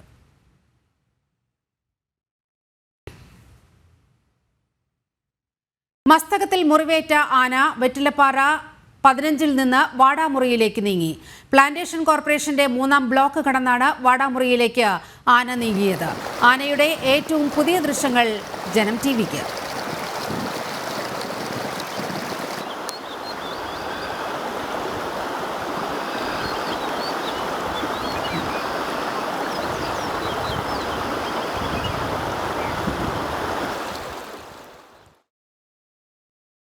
സംസ്ഥാനത്ത് മനുഷ്യ വന്യമൃഗ സംഘർഷം രൂക്ഷമാകുമ്പോഴും അനങ്ങാപ്പാറ നയം സ്വീകരിച്ച സർക്കാർ. അടിക്കടി യോഗങ്ങൾ ചേരുന്നുണ്ടെങ്കിലും പ്രായോഗിക നടപടികൾ ഇല്ലാത്തതോടെ ജനങ്ങൾ ഭീതിയിലാണ്. കാട്ടാനയും കടുവയും ഇറങ്ങി മനുഷ്യജീവനുകൾ പൊലിയുമ്പോഴും സർക്കാർ നടപടികൾ ഫയലിൽ മാത്രം ഒതുങ്ങുകയാണ്. സംസ്ഥാനത്ത് മനുഷ്യ വന്യമൃഗ സംഘർഷം രൂക്ഷമായ സാഹചര്യത്തിൽ സർക്കാരിനെതിരെ പ്രതിഷേധം ശക്തമാവുകയാണ്. എന്നിട്ടും വന്യമൃഗങ്ങളുടെ ആക്രമണങ്ങൾ തടയാൻ വേണ്ട നടപടികൾ സർക്കാർ തലത്തിൽ ഉണ്ടാകുന്നില്ല. മൃഗങ്ങൾ നാട്ടിലിറങ്ങി സാധാരണ ജനത്തിന്റെ ജീവനുകൾ എടുത്തിട്ടും അടിക്കടി യോഗങ്ങൾ ചേരുന്നതല്ലാതെ പ്രായോഗിക നടപടികൾ ഉണ്ടാകുന്നില്ലെന്നാണ് ആക്ഷേപം. മരണമുണ്ടാകുമ്പോൾ സഹായം പ്രഖ്യാപിക്കുകയും പ്രശ്നം ഒതുക്കി തീർക്കുകയുമാണ് പതിവ്. ഇതിനിടെ വനമന്ത്രി AK ശശീന്ദ്രന്റെ നേതൃത്വത്തിൽ ഇന്നലെ ഉന്നതതല യോഗം ചേർന്നിരുന്നു. യോഗത്തിൽ വന്യജീവി ആക്രമണത്തെ തടയാനായി കർമ്മ പദ്ധതി നടപ്പിലാക്കാൻ തീരുമാനിച്ചു. ഇതിനായി വനം വകുപ്പ് 10 മിഷനുകളും രൂപീകരിച്ചിട്ടുണ്ട്. എല്ലാ ഫോറസ്റ്റ് ഡിവിഷനുകളിലും ആനത്താരകൾ നിർമ്മിക്കാനും വന്യമൃഗങ്ങളുടെ സ്ഥിരം സഞ്ചാരപാതകൾ നിരീക്ഷിക്കുവാനും കർമ്മ പദ്ധതിയിൽ തീരുമാനമായി. അതേസമയം തീരുമാനങ്ങൾ എത്രത്തോളം നടപ്പിലാകുമെന്നാണ് ജനം ചോദിക്കുന്നത്. ജനം, തിരുവനന്തപുരം. ഭരണ പ്രതിപക്ഷ തർക്കത്തെ തുടർന്ന് നിയമസഭ നിർത്തിവെച്ചു. അടിയന്തര പ്രമേയ വേളയിൽ സ്പീക്കർ പ്രതിപക്ഷ നേതാവിന്റെ പ്രസംഗത്തിൽ ഇടപെട്ടതാണ് തർക്കത്തിന് കാരണം. പാതിവില തട്ടിപ്പിൽ ഉൾപ്പെടെ സഭയിൽ മുഖ്യമന്ത്രി മറുപടി പറയാനിരിക്കെയാണ് ഇരുകൂട്ടരും തർക്കിച്ച് സഭാ നടപടികൾ അവസാനിപ്പിച്ചത്. പ്രതിഷേധങ്ങൾക്കൊടുവിൽ പ്രതിപക്ഷം സഭ വിട്ടിറങ്ങി. നിയമസഭയിൽ സംസാരിക്കാനുള്ള അവകാശം സ്പീക്കറുടെ ഔദാര്യമല്ലെന്ന് പ്രതിപക്ഷ നേതാവ് VD സതീശൻ. ഞാൻ പറഞ്ഞല്ലോ, ഞാൻ without intervention you spoke 9 minutes without any intervention. ഔദാര്യത്തിന്റെ പ്രശ്നമല്ല. Without any intervention from chair you spoke 9 minutes. It is my right to speak here. I am on my legs. You cannot intervene. പലതവണ speaker പ്രതിപക്ഷ അംഗങ്ങളോട് തിരികെ സീറ്റിൽ പോയിരിക്കാൻ ആവശ്യപ്പെട്ടു. പ്ലക്കാർഡുകളുമായി പ്രതിപക്ഷം സ്പീക്കറുടെ ഡയസിലേക്ക്. അവിടെ പോയിരിക്കെ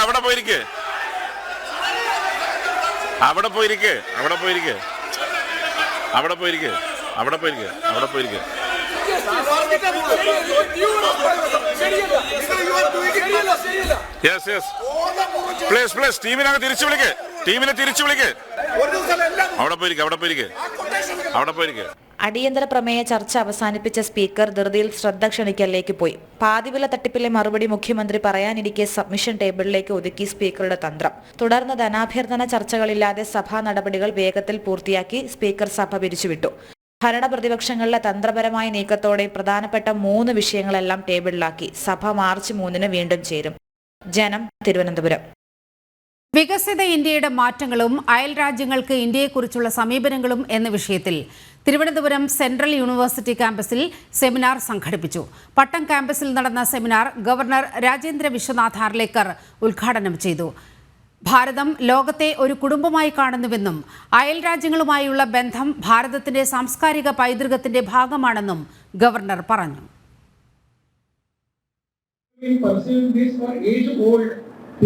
This strategy was thousands of years ago. You must have many times heard that particular statement, Vasudhaiva Kutumbakam. It itself tells us we consider whole world as a kutumba, as a parivar, family, and our neighbors are also part of our family. Incidentally, if you look at all these countries which are our neighbors, immediate neighbors, all these countries have been part of our culture of India. All these countries, sometimes we call it Greater India. All these countries are part of ours. We have religion, our religion there. We have our culture there. We have our political thought there. We have our blood relations there, even today. PC Chacko പടിയിറങ്ങിയതോടെ ഒറ്റക്കെട്ടായി AK ശശീന്ദ്രനും Thomas K തോമസും. സംസ്ഥാന അധ്യക്ഷ സ്ഥാനത്തേക്ക് തർക്കമില്ലെന്ന് AK Saseendran. ദേശീയ നേതൃത്വം ആവശ്യപ്പെട്ടാൽ സംസ്ഥാന അധ്യക്ഷ സ്ഥാനം ഏറ്റെടുക്കാമെന്ന് തോമസ് കെ തോമസും പറഞ്ഞു. മന്ത്രിമാറ്റത്തിലെ തർക്കങ്ങൾക്കൊടുവിൽ NCP അധ്യക്ഷ സ്ഥാനം PC ചാക്കോ രാജിവെച്ചതിന് പിന്നാലെയാണ് AK ശശീന്ദ്രന്റെയും തോമസ് കെ തോമസിന്റെയും പ്രതികരണം. NCP അധ്യക്ഷ സ്ഥാനത്തേക്ക് തർക്കമില്ലെന്ന് AK ശശീന്ദ്രൻ. യോഗ്യരായ ആര് വന്നാലും പിന്തുണയ്ക്കും. തോമസ് കെ തോമസ് യോഗ്യനാണോ എന്നത് താനല്ല തീരുമാനിക്കുന്നതെന്നും AK ശശീന്ദ്രന്റെ പ്രതികരണം. അല്ല, അതൊക്കെ പിന്നെ ഭാവിയിൽ അദ്ദേഹം ഓരോരുത്തരുടെ ആരാണോ പ്രസിഡന്റ് ആകുന്നത് അദ്ദേഹത്തിൻ്റെ പ്രവർത്തനങ്ങളെ ആശ്രയിച്ചിരിക്കും നല്ലതോ ചെയ്തു. മുൻവിധിയോടുകൂടി ആരെയും കാണുകയും ചെയ്യുന്നത് ശരിയല്ല. NCP അധ്യക്ഷനാകാൻ ആരും അയോഗ്യനല്ല. എന്നാൽ ഈ കാര്യത്തിൽ ആരെയെങ്കിലും പിന്താങ്ങുകയോ ആരെയെങ്കിലും എതിർക്കുകയോ ചെയ്യുന്നൊരു പ്രശ്നമുണ്ട്. കാരണം നമുക്ക് ഒറ്റക്കെട്ടായി പോകാൻ കഴിയേണ്ട ഒരു ഘട്ടത്തിൽ മറ്റു തരത്തിലുള്ള ചർച്ചകൾ നടത്താനല്ല ദേശീയ അധ്യക്ഷൻ എന്താണോ നിർദ്ദേശിക്കുന്നത്. PC ചാക്കോ രാജിവെക്കുന്ന കാര്യം മെസ്സേജ് അയച്ചിരുന്നു. വിശദമായ വിവരങ്ങൾ കണ്ടു പറയാമെന്നായിരുന്നു പറഞ്ഞത്. അധ്യക്ഷ സ്ഥാനത്തേക്ക് ആരും വരാം. ശരത് പവാറാണ് അന്തിമ തീരുമാനമെടുക്കേണ്ടതെന്ന് തോമസ് കെ തോമസിന്റെയും പ്രതികരണം. ഇനി അടുത്ത ആര് നേതൃസ്ഥാനത്തേക്ക് വരണോ തീരുമാനിക്കേണ്ടത് ശരത് പവാറാണ്. അദ്ദേഹമാണോ തീരുമാനിക്കുക. അദ്ദേഹം എന്ത് തീരുമാനിക്കുന്നു അതേ ഇവിടെ നടക്കത്തുള്ളൂ. ഇത് ആഗ്രഹമല്ലല്ലോ എൻ്റെ വിഷയം. അതിന് NCPക്ക് ഒരു നേതൃസ്ഥാനം വേണമല്ലോ. NCP വഴിയിലിട്ടു പോകാനൊക്കത്തില്ലല്ലോ. PC ചാക്കോയുടെ ഏകപക്ഷീയമായ തീരുമാനത്തിൽ തോമസ് കെ തോമസിനും AK ശശീന്ദ്രനും എതിർപ്പുണ്ടായിരുന്നു. PC ചാക്കോയെ പുറത്താക്കാൻ AK ശശീന്ദ്രനുമായി തോമസ് കെ തോമസ് പട ഉറപ്പിച്ചു. കുട്ടനാട് സീറ്റിനു വേണ്ടി CPM മുന്നണിക്കൊപ്പം തോമസ് കെ തോമസിന് നിന്നേ പറ്റൂ. അധ്യക്ഷ സ്ഥാനം ഉറപ്പിക്കാനായി തോമസ് കെ തോമസ് ഉടൻ തന്നെ മുംബൈയിലേക്ക് പുറപ്പെടും. AK ശശീന്ദ്രനുമായി പൊരുത്തപ്പെട്ടു പോകാൻ കഴിയില്ലെങ്കിലും നിലവിലെ സാഹചര്യത്തിൽ തോമസ് കെ തോമസ് ഇനിയൊരു തർക്കത്തിന് മുതിരില്ല. ജനം, തിരുവനന്തപുരം. കോഴിക്കോട് വടകരയിലെ വിമത നീക്കത്തിന്റെ ഞെട്ടലിൽ നിന്ന് കരകയറാതെ CPIM ജില്ലാ നേതൃത്വം. വിഷയവുമായി ബന്ധപ്പെട്ട മാധ്യമങ്ങളുടെ ചോദ്യങ്ങൾ പോലും വിലക്കുകയാണ് ജില്ലാ സെക്രട്ടറി M മെഹബൂബ്. അതേസമയം പ്രശ്നപരിഹാരത്തിന് സംസ്ഥാന സമ്മേളനം വരെ കാത്തിരിക്കണമെന്ന് മറുവിഭാഗത്തോട് നേതൃത്വം അഭ്യർത്ഥിച്ചതായാണ് വിവരം. CPMന്റെ കോഴിക്കോട് ജില്ലാ സമ്മേളനവുമായി ബന്ധപ്പെട്ട തീരുമാനങ്ങളാണ് വിമത നീക്കത്തിന് കാരണമായത്. ജില്ലാ കമ്മിറ്റിയിൽ നിന്ന് വടകരയിൽ നിന്നുള്ള അംഗം PK ദിവാകരനെ ഒഴിവാക്കിയത് ഒരു വിഭാഗത്തെ ചൊടിപ്പിച്ചു. പാലയാട്, മുടപ്പിലാവ്, തിരുവള്ളൂർ, നടുവയൽ എന്നിവിടങ്ങളിൽ നേതൃത്വത്തെ വെല്ലുവിളിച്ച് അണികൾ പരസ്യമായി തെരുവിലിറങ്ങി. പാർട്ടിയിൽ തോന്നിയ പോലെ തീരുമാനമെടുക്കാമെന്ന് ആരും കരുതണമെന്നായിരുന്നു നേതൃത്വത്തിനെതിരെയുള്ള അണികളുടെ വെല്ലുവിളി. അതിന്റെ ഞെട്ടലിൽ നിന്ന് CPM മോചിതരായിട്ടില്ല എന്നാണ് വ്യക്തമാകുന്നത്. വടകരയിലെ വിഷയവുമായി ബന്ധപ്പെട്ട ചോദ്യം ചോദിക്കാൻ മാധ്യമപ്രവർത്തകർക്ക് അവകാശമില്ലെന്നാണ് ജില്ലാ സെക്രട്ടറി M മെഹബൂബ് പറയുന്നത്. ഞാൻ ഈ സ്വപ്നത്തിൽ മനസ്സിലാക്കുന്ന ഒരു കാര്യത്തിൽ നിങ്ങൾ ചോദിച്ച കാര്യങ്ങൾ പറയേണ്ട ഒരു കാര്യം എന്താ? അല്ല, അങ്ങനെയല്ല. ഞാൻ പറഞ്ഞല്ലോ, അക്കാര്യത്തെ സംബന്ധിച്ച് ഞാൻ പറയാനേ ആഗ്രഹിക്കുന്നില്ല. എന്നാൽ വടകരയിലെ വിമതരുമായി CPM ചർച്ച നടത്തിയെന്നാണ് പുറത്തുവരുന്ന വിവരങ്ങൾ. സംസ്ഥാന സമ്മേളനം കഴിയുന്നതുവരെ കൂടുതൽ പ്രതിഷേധങ്ങളുമായി വിഷയം വഷളാക്കരുതെന്ന് അണികളോട് അഭ്യർത്ഥിച്ചിട്ടുണ്ട്. ഇതോടെയാണ് വടകര ടൗൺ കേന്ദ്രീകരിച്ച് വിമതപക്ഷം കഴിഞ്ഞ ദിവസം നടത്താൻ നിശ്ചയിച്ചിരുന്ന പ്രതിഷേധ പ്രകടനം വേണ്ടെന്ന് വെച്ചത്. എന്നാൽ സംസ്ഥാന സമ്മേളനം കഴിഞ്ഞാൽ എങ്ങനെയായിരിക്കും പ്രശ്നം പരിഹരിക്കുകയെന്നതിൽ വ്യക്തതയില്ല. പ്രത്യേക ക്ഷണിതാവായി ദിവാകരനെ ഉൾപ്പെടുത്താൻ സാധ്യതയുണ്ട്. പക്ഷേ സമ്മേളന തീരുമാനങ്ങൾ പ്രതിഷേധത്തെ തുടർന്ന് മാറ്റിയാൽ അത് പുതിയ കീഴ്വഴക്കമാകുമോ എന്ന ആശങ്കയും CPMനകത്തുണ്ട്. ജനം, കോഴിക്കോട്. പാതിവില തട്ടിപ്പ് കേസിൽ അനന്തകൃഷ്ണനെതിരെ ക്രൈംബ്രാഞ്ച് ബഡ്സ് ആക്ട് ചുമത്തും. സ്വത്ത് വകകൾ കണ്ടുകെട്ടാനുള്ള നടപടിയും സ്വീകരിക്കും. 2 വർഷത്തിനിടെ സ്വന്തമാക്കിയ സ്വത്തുവകകളാണ് കണ്ടുകെട്ടുക. ഇരുചക്രവാഹന വിതരണ പരിപാടികളിൽ പങ്കെടുത്ത ജനപ്രതിനിധികളും രാഷ്ട്രീയ നേതാക്കളും പ്രതികളാകില്ല. കേന്ദ്ര നിയമമായ നിയമവിരുദ്ധ നിക്ഷേപ പദ്ധതി നിരോധന നിയമമാണ് ബഡ്സ് ആക്ട്. നിക്ഷേപിക്കുന്ന പണം ഇരട്ടിയായും പല മടങ്ങായുമെല്ലാം തിരികെ നൽകാമെന്ന് വാഗ്ദാനം ചെയ്തുള്ള സാമ്പത്തിക തട്ടിപ്പുകൾ തടയുന്നതിനുള്ളതാണ് നിയമം. ബഡ്സ് നിയമം ചുമത്തുന്നതോടെ പ്രതികളാകുന്നവരുടെ സ്വത്തുവകകൾ കണ്ടുകെട്ടുന്നതടക്കമുള്ള നടപടികളിലേക്ക് ക്രൈംബ്രാഞ്ചിന് കടക്കാനാകും. നേരത്തെ നിരവധി നിക്ഷേപ തട്ടിപ്പ് കേസുകളിൽ ബഡ്സ് നിയമം ചുമത്തിയിട്ടുണ്ട്. SEBI, reserve bank, insurance regulatory and development authority of India, കേന്ദ്ര സഹകരണ രജിസ്ട്രാർ എന്നിവയുടെയെല്ലാം നിബന്ധനകൾക്കും നിയന്ത്രണങ്ങൾക്കും വിധേയമായിട്ട് മാത്രമേ നിക്ഷേപ പദ്ധതികൾ ആരംഭിക്കാനും നിക്ഷേപങ്ങൾ സ്വീകരിക്കാനും പാടുള്ളൂ എന്നാണ് നിയമം. ബഡ്സ് ആക്ട് ചുമത്തുന്നതോടെ അനന്തകൃഷ്ണന്റെയും കൂട്ടുപ്രതികളുടെയും സ്വത്തുവകകൾ കണ്ടുകെട്ടാനും ആസ്തികൾ വിറ്റ് പണമാക്കി കോടതി അനുമതിയോടെ പണം നൽകിയവർക്ക് മടക്കി നൽകാനും കഴിയും. തട്ടിപ്പിൽ അറിഞ്ഞുകൊണ്ട് പങ്കാളികളായവരെ മാത്രമേ ക്രൈംബ്രാഞ്ച് പ്രതിയേർക്കുകയുള്ളൂ. ഇരുചക്ര വാഹന വിതരണ പരിപാടികളിൽ പങ്കെടുക്കുകയും പദ്ധതി പ്രചരിപ്പിക്കുകയും ചെയ്ത രാഷ്ട്രീയ നേതാക്കളെയോ ജനപ്രതിനിധികളെയോ ക്രൈംബ്രാഞ്ച് കേസിൽ പ്രതിയേർക്കില്ല. ജനം, കൊച്ചി. പകുതി വില തട്ടിപ്പിന് കുടുംബശ്രീ വഴിയും പ്രചാരണം. NGO കോൺഫെഡറേഷന്റെ പകുതി നിരക്കിലുള്ള സ്കൂട്ടറും ലാപ്ടോപ്പും ലഭിക്കുന്നത് ഉപയോഗപ്പെടുത്താൻ CDS ചെയർപേഴ്സൺമാർക്ക് ജില്ലാ കോർഡിനേറ്റർ കത്ത് നൽകി. നിലമ്പൂരിലെ JSS എന്ന സമിതി വഴി പണം നൽകി ആനുകൂല്യം നേടാമെന്നും കത്തിലുണ്ട്. കുടുംബശ്രീ വഴി തട്ടിപ്പ് നടത്തിയതിൽ ദുരൂഹതയുണ്ട്. പകുതി വില തട്ടിപ്പിൽ കുടുങ്ങി കുടുംബശ്രീയും. പാതിവിലയിൽ സ്കൂട്ടറും ലാപ്ടോപ്പും തയ്യൽ മെഷീനും വാഗ്ദാനം ചെയ്താണ് തട്ടിപ്പ്. നിലമ്പൂർ കേന്ദ്രമായി പ്രവർത്തിക്കുന്ന JSS സമിതി വഴി വിതരണം ചെയ്യും എന്ന് അറിയിച്ചാണ് കുടുംബശ്രീ മലപ്പുറം ജില്ലാ കോർഡിനേറ്റർ കത്ത് നൽകിയത്. എല്ലാ CDS ചെയർപേഴ്സൺമാർക്കുമാണ് കത്ത് അയച്ചിരിക്കുന്നത്. കഴിഞ്ഞ വർഷം മാർച്ച് മാസത്തിലായിരുന്നു ഇത്. സർക്കാർ നിയന്ത്രണത്തിലുള്ള കുടുംബശ്രീ കോടികൾ തട്ടിയ NGO കോൺഫെഡറേഷന്റെ പകുതി വില ആനുകൂല്യത്തിന്റെ പ്രചാരകരായതിൽ ദുരൂഹത നിലനിൽക്കുന്നുണ്ട്. ലാപ്ടോപ്പിന്റെയും തയ്യൽ മെഷീന്റെയും സ്കൂട്ടറിന്റെയും ഉപഭോക്താക്കൾ അടയ്ക്കേണ്ട പകുതി വിലയുടെ വിവരങ്ങളും കത്തിലുണ്ട്. മലപ്പുറം ജില്ലയിൽ മാത്രം ഇതിനകം പാതിവില തട്ടിപ്പിൽ 20-ലേറെ കേസുകൾ പോലീസ് രജിസ്റ്റർ ചെയ്തു. 300-ലേറെ പരാതികൾ വിവിധ പോലീസ് സ്റ്റേഷനുകളായി ലഭിച്ചു. ഇതിനിടെ പാതിവില സ്കൂട്ടർ തട്ടിപ്പിൽ നിലമ്പൂരിലെ ഏജൻസി ഓഫീസിൽ പോലീസ് പരിശോധന നടത്തി. രേഖകൾ പിടിച്ചെടുത്തു. ഓസ്വാഡ് ചാരിറ്റബിൾ ട്രസ്റ്റിന് കീഴിലാണ് സ്കൂട്ടറിനായി തുക ശേഖരിച്ചത്. ഏജൻസി ഉടമ ബിനോയ് ഒളിവിലാണ്. ഏജൻസി ഓഫീസ് പോലീസ് സീൽ ചെയ്തു. ഇന്നലെ രാത്രിയാണ് പരിശോധന നടന്നത്. ജനം, മലപ്പുറം. നെന്മാറ ഇരട്ട കൊലപാതക കേസിലെ പ്രതി ചെന്താമരയുടെ റിമാൻഡ് നീട്ടി. 14 ദിവസത്തേക്ക് കൂടിയാണ് റിമാൻഡ് നീട്ടി ആലത്തൂർ മജിസ്ട്രേറ്റ് കോടതി ഉത്തരവിട്ടത്. വീഡിയോ കോൺഫറൻസിലൂടെയാണ് പ്രതിയെ ഹാജരാക്കിയത്.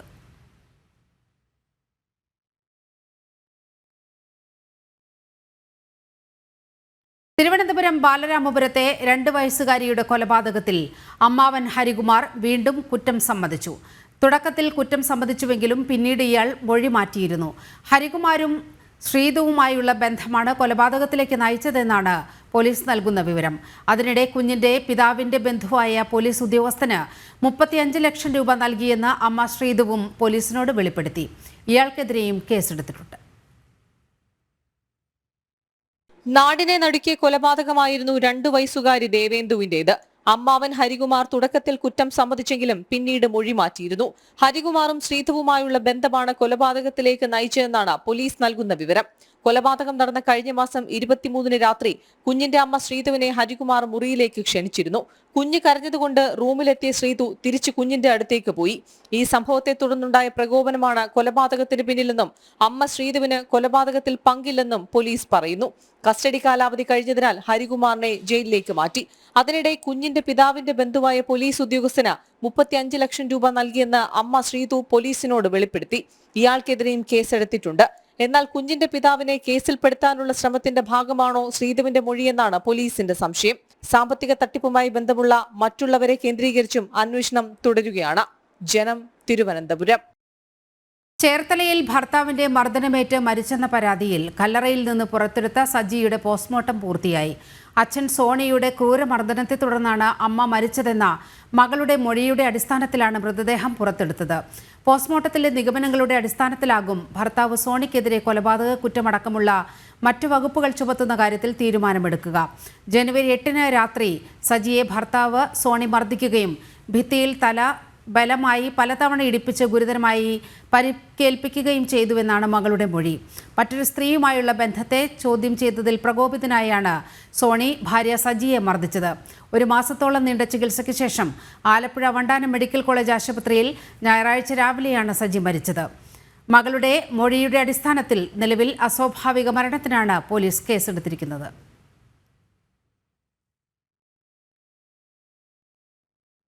പ്രസവ ശസ്ത്രക്രിയയ്ക്കിടെ പന്തീരാങ്കാവ് സ്വദേശി KK ഹർഷിനയുടെ വയറ്റിൽ കത്രിക കുടുങ്ങിയ സംഭവത്തിൽ സത്യഗ്രഹ സമരവുമായി ഹർഷിന രംഗത്ത്. സർക്കാർ ഹർഷിനയ്ക്കൊപ്പമല്ലെന്ന് ആരോപിച്ചാണ് പ്രതിഷേധം.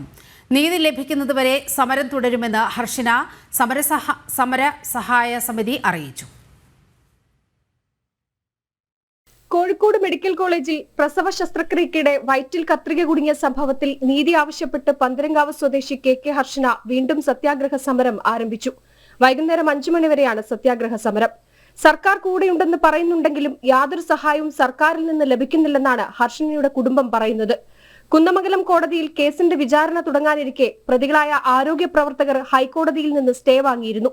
തനിക്ക് അനുകൂലമായി പ്രോസിക്യൂഷൻ ഹൈക്കോടതിയിൽ നിലപാടെടുക്കാത്തതിനാലാണ് സ്റ്റേ ലഭിച്ചതെന്നാണ് ഹർഷിന പറയുന്നത്. ഇനി ഈ ഒരു ദുരവസ്ഥ ഒരാൾക്കും ഉണ്ടാവാൻ പാടില്ല. നമ്മൾ കൂടെ ഉണ്ട് എന്ന് പറഞ്ഞുകൊണ്ട് സർക്കാർ ഇതുവരെ വാക്കുകളാൽ മാത്രമാണ് നമ്മൾ കൂടെ ഉണ്ടായിട്ടുള്ളത്. അപ്പോൾ പ്രവൃത്തിയിൽ ഇന്ന് വരും എന്നുള്ളതാണ്. അപ്പം ഇനി എവിടെ നീതി ലഭിക്കും അവിടം വരെ ശക്തമായി പോരാട്ടമായിട്ട് നിയമ നടപടിയിൽ കോടതിയിൽ നമ്മൾ സൂട്ട് ഫയൽ ചെയ്തിട്ടുണ്ട്. പിന്നെ കോടതിയിൽ വിചാരണ സ്റ്റാർട്ട് ചെയ്യാനുള്ള അവസരത്തിലാണ് ഹൈക്കോടതിയിലെ പ്രതികൾ കൊടുത്ത ഹർജിയിന്മേൽ അവിടെ വിചാരണ സ്റ്റേ ആയിട്ടുള്ളത്. അപ്പം നമ്മളെ വാദം പോലും കേൾക്കാൻ തയ്യാറാവാതെ നമുക്ക് വേണ്ടി ഹാജരാവേണ്ടിയിരുന്ന ഗവൺമെന്റ് പ്രോസിക്യൂഷൻ മൗനം പാലിച്ചതുകൊണ്ട് മാത്രമാണ് അവിടെ സ്റ്റേ ലഭിച്ചതെന്ന് അറിയാൻ കഴിഞ്ഞിട്ടുള്ളത്. 2023 മാർച്ച് 29-നാണ് പോലീസ് കേസിൽ കുറ്റപത്രം സമർപ്പിച്ചത്. 2 ഡോക്ടർമാരും നഴ്സും ഉൾപ്പെടെ 4 പേരാണ് കേസിലെ പ്രതികൾ. നീതി ലഭിക്കുന്നതുവരെ സമരവുമായി മുന്നോട്ടു പോകാനാണ് ഹർഷിനയുടെ കുടുംബത്തിന്റെ നീക്കം. ജനം, കോഴിക്കോട്. കൊല്ലം കുറ്റിച്ചിറയിൽ തടിമില്ലിൽ തീപിടിച്ചു. മില്ലിലെ തടിയും ഉപകരണങ്ങളും കത്തിനശിച്ചു. 8 യൂണിറ്റ് ഫയർഫോഴ്സ് എത്തി മണിക്കൂറുകൾ എടുത്താണ് തീ പൂർണ്ണമായും അണച്ചത്.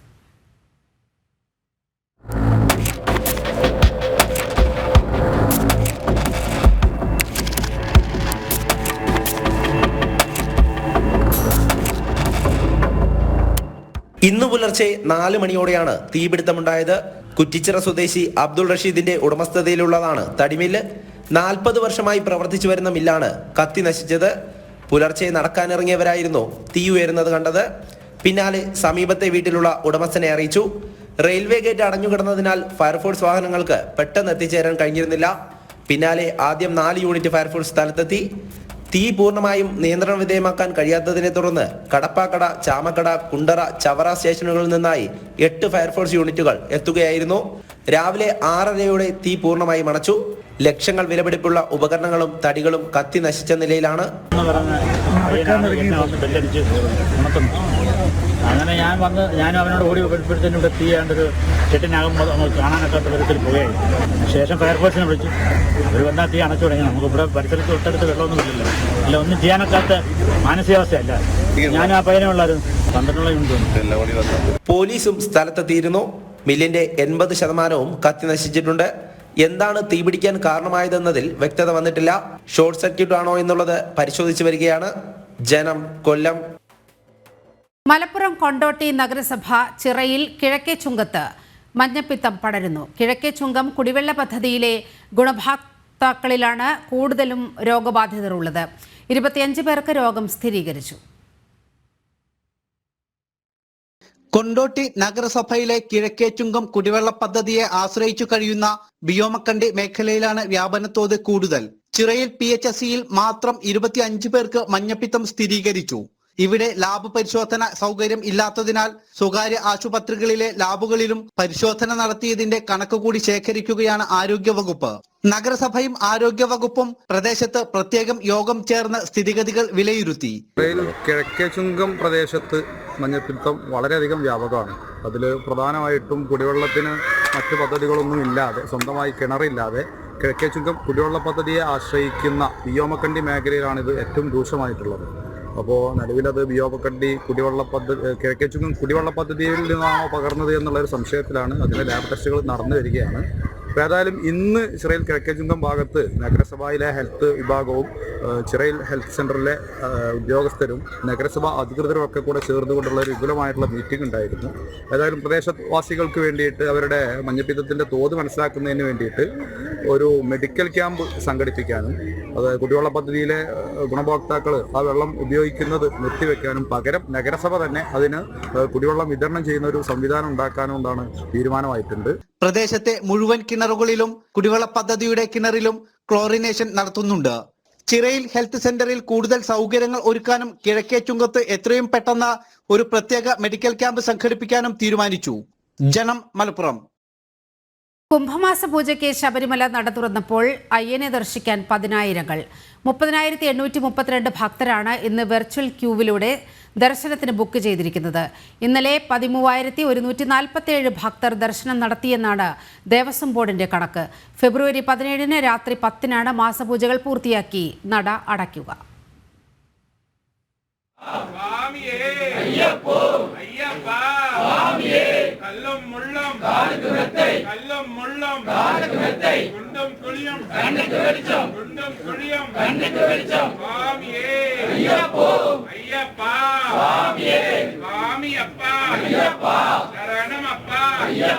കുംഭമാസ പുലരിയിൽ അയ്യപ്പസ്വാമിയുടെ അനുഗ്രഹം തേടി ആയിരങ്ങൾ. പുലർച്ചെ 5 നട തുറന്നു. നിർമ്മാല്യ ദർശനത്തിനും പതിവ് അഭിഷേകത്തിനും ശേഷം ഗണപതി ഹോമം, തുടർന്ന് നെയ്യഭിഷേകം, അഷ്ടാഭിഷേകം, ഉഷപൂജ, ഉദയാസ്തമയ പൂജ, കളഭാഭിഷേകം തുടങ്ങിയ ചടങ്ങുകൾ പൂർത്തിയാക്കി ഉച്ചപൂജയോടെ നട അടച്ചു. വൈകിട്ട് 5 നട തുറക്കും. 6:30 ദീപാരാധനയ്ക്ക് ശേഷം പടിപൂജയും പുഷ്പാഭിഷേകവുമുണ്ട്. രാത്രി 9:50 ഹരിവരാസനം പാടി നടയടയ്ക്കും. ഫെബ്രുവരി 17 വരെ 50,000 ഭക്തജനങ്ങൾക്കാണ് വെർച്വൽ ക്യൂ വഴി ദർശനം അനുവദിക്കുക. സ്പോട്ട് ബുക്കിംഗ് മാസപൂജ കാലത്ത് പരിമിതപ്പെടുത്തിയിട്ടില്ല. ഇന്നലെ വൈകിട്ട് 5 മണിക്ക് നട തുറന്നപ്പോൾ മുതൽ 13,147 ഭക്തർ ദർശനം നടത്തി. ഇന്ന് 30,832 പേരാണ് വെർച്വൽ ക്യൂ ബുക്ക് ചെയ്തിരിക്കുന്നത്. നാളെ 40,385 പേരും വെള്ളിയാഴ്ച 36,862 ഭക്തരും വെർച്വൽ ക്യൂ ബുക്കിംഗ് നടത്തിയിട്ടുണ്ട്. 16-ാം തീയതി 19,402 ഭക്തരാണ് വെർച്വൽ ക്യൂ ബുക്ക് ചെയ്തിരിക്കുന്നത്. മാസപൂജ പൂർത്തിയാക്കി നടയടയ്ക്കുന്ന 17-ാം തീയതി വെർച്വൽ ക്യൂ ബുക്കിംഗ് നന്നേ കുറവാണ്. 4,749 ഭക്തർ മാത്രമാണ് ഫെബ്രുവരി 17 നടയടയ്ക്കുന്ന ദിവസം വെർച്വൽ ക്യൂ ബുക്ക് ചെയ്തിട്ടുള്ളൂ. മലയാളികളാണ് മാസപൂജ സമയത്ത് സാധാരണ കൂടുതലായി ദർശനത്തിനെത്തുക. എന്നാൽ ഇത്തവണ മുൻകാലയളവുകളെ താരതമ്യപ്പെടുത്തുമ്പോൾ അയൽ സംസ്ഥാനങ്ങളിൽ നിന്നുള്ള ഭക്തരുടെ എണ്ണത്തിലും വർധനവുണ്ട്. വെർച്വൽ ക്യൂ ബുക്കിംഗ് കർണാടകയിൽ നിന്നുള്ള ഭക്തരാണ് അയൽ സംസ്ഥാനക്കാരിൽ കൂടുതലായി 6 ദിവസങ്ങളിൽ ദർശനത്തിന് ബുക്ക് ചെയ്തിട്ടുള്ളത്. നാളെ ആകെ വെർച്വൽ ക്യൂ ബുക്ക് ചെയ്തിരിക്കുന്ന 30,000-ഓളം ഭക്തരിൽ 13,000-ഓളം ഭക്തരും കർണാടകയിൽ നിന്നുള്ളവരാണ്. ജനം, സന്നിധാനം. ശബരിമല മേൽനോട്ടത്തിന് വികസന അതോറിറ്റി രൂപീകരിച്ച സംസ്ഥാന സർക്കാർ. ശബരിമല വികസന അതോറിറ്റിയുടെ ചെയർമാൻ മുഖ്യമന്ത്രിയും ദേവസ്വം മന്ത്രി വൈസ് ചെയർമാനും ശബരിമലയുമായി ബന്ധപ്പെട്ട വകുപ്പുകളിലെ ഉന്നത ഉദ്യോഗസ്ഥരും ശബരിമല വികസന അതോറിറ്റിയുടെ ഭാഗമാകും. ശബരിമലയുമായി ബന്ധപ്പെട്ട നിർമ്മാണ വികസന പ്രവർത്തനങ്ങൾക്ക് മേൽനോട്ടം വഹിക്കുന്നതിനും വകുപ്പുകളുടെ പ്രവർത്തനം ഏകോപിപ്പിക്കുന്നതിനുമായി മുഖ്യമന്ത്രി ചെയർമാനും ദേവസ്വം വകുപ്പ് മന്ത്രി വൈസ് ചെയർമാനുമായി ശബരിമല വികസന അതോറിറ്റി എന്ന പേരിൽ ഒരു പുതിയ സംവിധാനം രൂപീകരിക്കുന്നത്. ശബരിമലയുമായി ബന്ധപ്പെട്ട വിവിധ വകുപ്പുകളിലെ ഉന്നത ഉദ്യോഗസ്ഥർ അതോറിറ്റിയുടെ ഭാഗമാകും. ശബരിമലയുമായി ബന്ധപ്പെട്ട എല്ലാ പ്രവർത്തികൾക്കും മേൽനോട്ടം മുഖ്യമന്ത്രി ചെയർമാനായിട്ടുള്ള ശബരിമല വികസന അതോറിറ്റി ആയിരിക്കും തീരുമാനിക്കുക. മറ്റു വകുപ്പുകൾ ഏകോപിപ്പിക്കുന്ന കാര്യവും അതോറിറ്റി നിക്ഷിപ്തമാണ്. ശബരിമല റോപ്വേ നിർമ്മാണം, ശബരിമല മാസ്റ്റർ പ്ലാൻ തുടങ്ങിയ അടിസ്ഥാന സൗകര്യ വികസന പ്രവർത്തനങ്ങളെല്ലാം അതോറിറ്റിയുടെ ചുമതലയോടെയാകും നടപ്പിലാക്കുക. 2020 ശബരിമല മാസ്റ്റർ പ്ലാൻ പദ്ധതി ആരംഭിക്കുന്നത്. നാളിതുവരെ 140 കോടി രൂപയുടെ പ്രവർത്തനങ്ങൾ ശബരിമലയിൽ നടപ്പാക്കിയിട്ടുണ്ടെന്നാണ് സർക്കാരിന്റെ വാദം. ശബരിമല മാസ്റ്റർ പ്ലാൻ ഹൈപവർ കമ്മിറ്റിയിലെ പ്രവർത്തനങ്ങളുടെ കാലതാമസം കാരണം ഫണ്ട് യഥാസമയം ചെലവഴിക്കാൻ പറ്റാത്ത സാഹചര്യം ഉണ്ടായിരുന്നുവെന്ന് സർക്കാർ തന്നെ സമ്മതിക്കുന്നു. ശബരിമല വികസന അതോറിറ്റിയുടെ രൂപീകരണത്തോടുകൂടി അത്തരത്തിൽ ഫണ്ട് ചെലവഴിക്കുന്നതും നിർമ്മാണ പ്രവർത്തനങ്ങൾ സമയബന്ധമായി പൂർത്തിയാക്കാൻ കഴിയുമെന്നാണ് സർക്കാരിന്റെ വാദം. വിവിധ കരാർ കമ്പനികളെ ഉൾപ്പെടുത്തിക്കൊണ്ടുള്ള വികസന പ്രവൃത്തികളാണ് ശബരിമല വികസന അതോറിറ്റി പൂർത്തിയാക്കുക. ജനം, തിരുവനന്തപുരം. ഇതോടെ ഉച്ചവാർത്ത പൂർണ്ണമാകുകയാണ്. അടുത്ത വാർത്തയുമായി രോഹിണി മഹേഷ് ചേരും അല്പസമയത്തിനകം. നമസ്തേ.